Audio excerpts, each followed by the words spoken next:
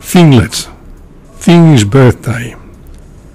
Robin Klein and Alison Lester.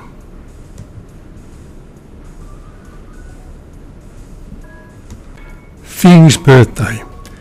Emily has planned a surprise birthday for Thing. It's been one whole year since he came to be part of the Forbes family. But how did all the neighbours receive an invitation to Thing's birthday? And how is Emily going to feed them all? Thing's birthday. Robin Klein, Alison Lester.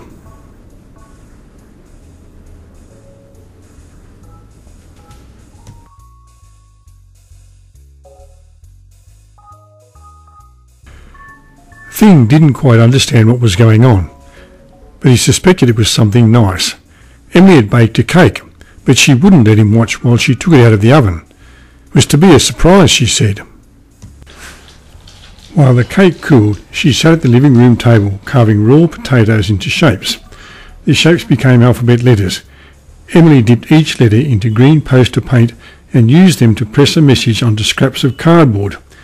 "It's Things. Come to his party."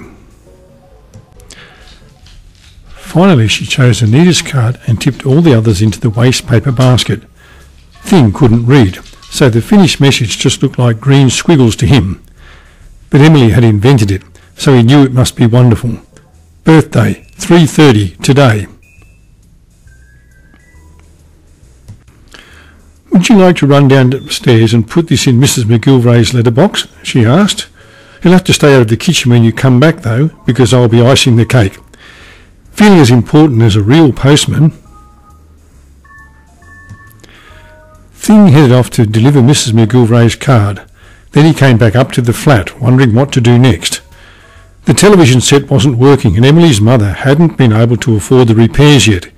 He watched the blank screen for a while, but then he remembered the cut potatoes and the green poster paint. He dabbed a row of patterns onto the screen. It looked almost like a proper television, but it wasn't nearly as interesting. He stamped some patterns on his stomach, but he was the same colour as they were, so they didn't show up very well. Then he played with the leftover cardboard scraps Emily had used for practice.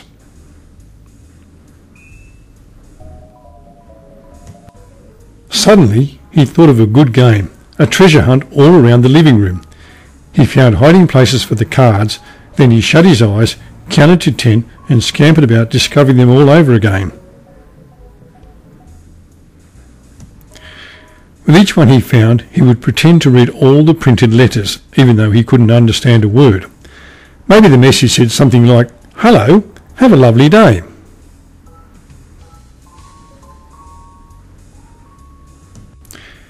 It seemed a pity to keep such a bright message all to himself, so he decided he would go downstairs and slip a card in every letterbox in the street.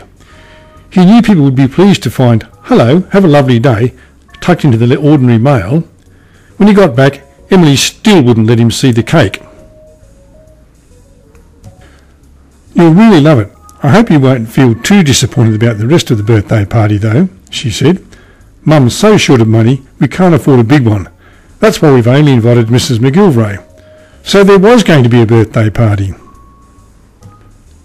Thing had a vague idea about them because both Emily and her mother had had birthdays just after he'd come there to live. He wondered who this one belonged to. You were supposed to give presents. He knew that much. Maybe it was Mrs. McGilvray's birthday this time. If it was, he could offer to do her ironing as a present. He could simply spread all the clothes on the floor and roll on them.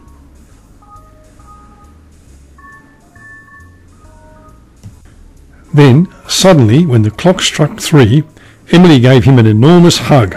"Happy birthday, Thing," she cried. "Mum said I could give you your..."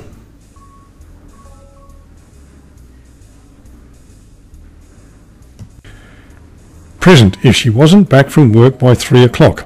Here it is, hidden in the wardrobe. It's a tree fern. They're supposed to date from prehistoric times. We'll plant it in the garden later, so that you'll feel really at home. The tree fern was like a beautiful green umbrella, even though Emily explained that this particular umbrella didn't actually open and shut. Thing still thought it was splendid.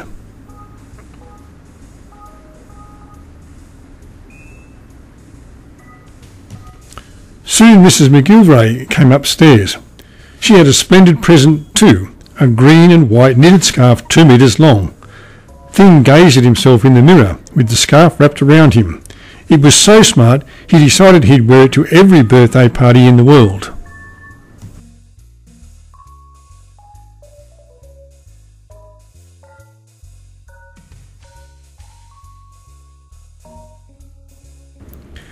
This is a very special day, Mrs. McGilvray told him.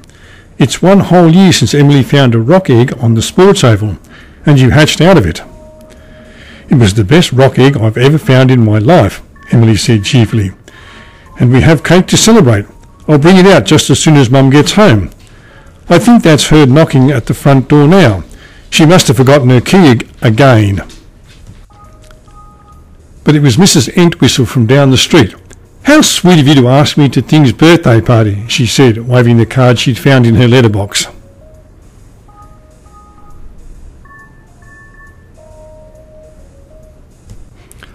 Oh, please come in, said Emily, wondering how on earth Mrs. Entwistle had managed to receive an invitation.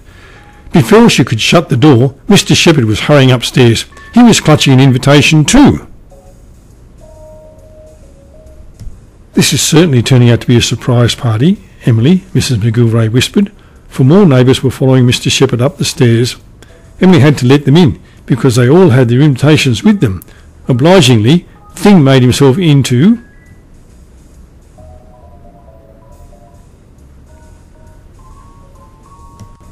a spare couch. He didn't mind being used as a sofa when all these delightful people had dropped in so unexpectedly for his birthday. And they had all been so kind as to bring him presents too. I'm afraid my present is just hankies, Mr. Shepherd said. I wasn't quite sure what to get a Stegosaurus. Oh, Thing always loves hankies, Emily said. He makes little parachutes and drops them out the window. He likes them almost as much as he likes cake. In a panic, she remembered that the cake she had made was rather small, certainly not big enough for all these extra people. Perhaps she could prize off the green marshmallow decorations and hand them around separately, but that seemed rather mean, especially when the visitors each received an official invitation.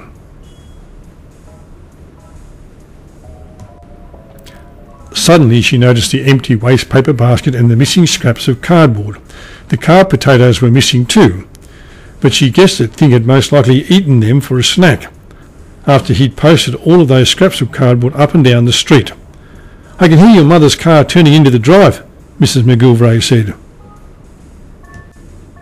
Now we can start the birthday party properly. Emily hurried downstairs to tell her mother about all the unexpected guests. What am I going to do about afternoon tea, she said. We don't even have any biscuits to give them. All we've got is a Stegosaurus-shaped cake covered with green icing and green marshmallows, and it won't be big enough for more than one tiny slice each.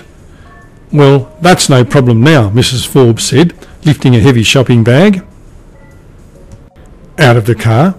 I was given a pay rise today, so I stopped at the shops on the way home. Look, I bought some wonderful party food to celebrate Thing's birthday. There's plenty to go around. Let's bring everyone down into the backyard, Emily, and have a party in the sunshine.